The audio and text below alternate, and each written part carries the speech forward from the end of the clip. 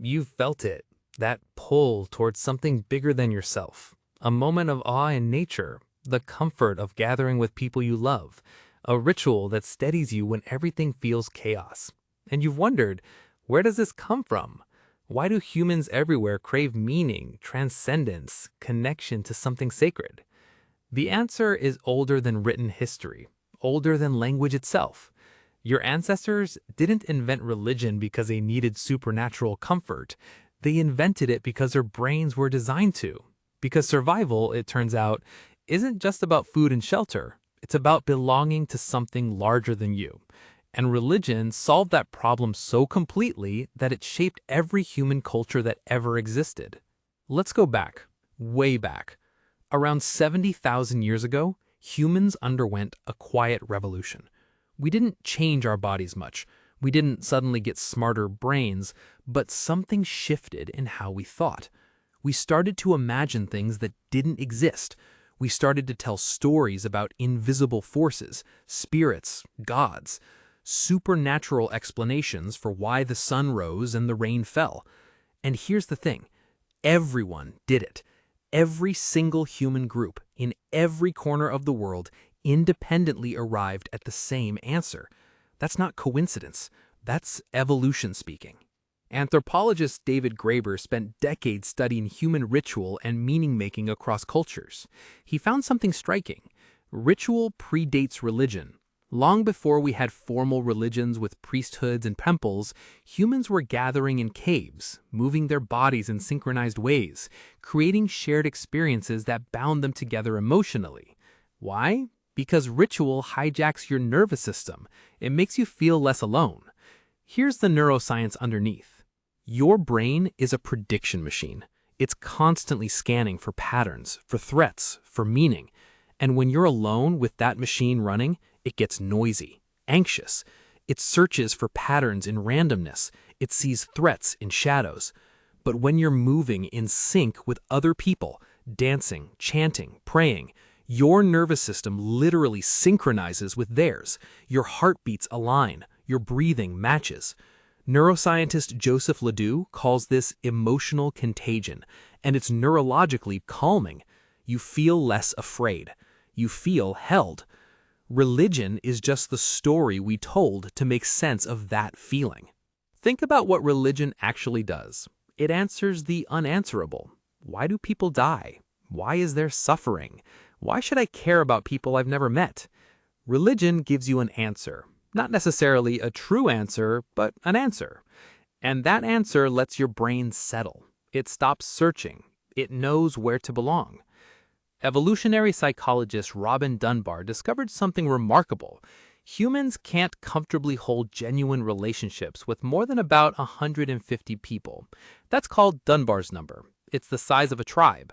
But somewhere, someone realized, what if we made a bigger group work?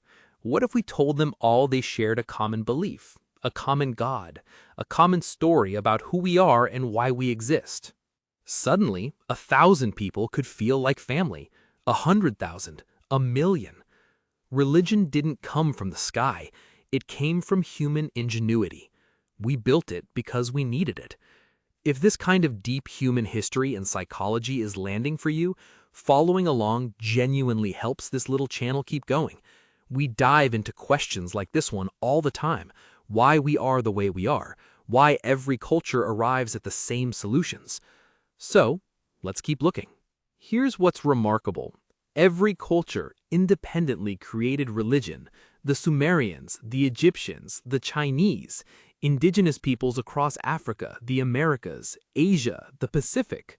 Some religions are wildly different in their details, but the structure is the same. A story about invisible forces, ritual to connect with them, a community built around shared belief. This isn't cultural diffusion. This is convergent evolution. The human brain facing the same existential challenges, arriving at the same solution. Historian Yuval Noah Harari calls shared belief systems the foundation of all large-scale human cooperation. Money doesn't work unless we all agree to believe in it. Laws don't work unless we share a belief in justice. Nations don't work unless we share a story about who we are and why we exist. Religion was the first and deepest story. It taught us how to believe things we can't see, how to sacrifice for things bigger than ourselves, how to stay calm in the face of death and chaos. Your ancestors weren't less intelligent than you. They weren't delusional. They were solving the most important problem humans face. How do you make people care about each other? How do you make strangers into family? How do you make an individual willing to die for a group? Religion answered it all. Now, here's where it gets interesting. You live in a world where the old religions are losing their grip on many people. And that's not because humans stopped needing religion. We just started looking for it in different places. Some people find it in fitness communities, some in political movements, some in fandom, some in social causes. The form changed, but the hunger didn't. We still crave transcendence. We still crave ritual. We still crave a story about who we are and why we exist. Because that's what religion was, not superstition, not a mistake, an innovation, a technology for human bonding. Your ancestors didn't create religion because they were confused about how the world works. They created it because they understood something about human nature that we're only now rediscovering in neuroscience. Belonging isn't optional. Meaning isn't optional. Ritual isn't optional. They're as essential to survival as food. Maybe more essential. You felt that pull towards something bigger than yourself, and you wondered where it came from. Now you know.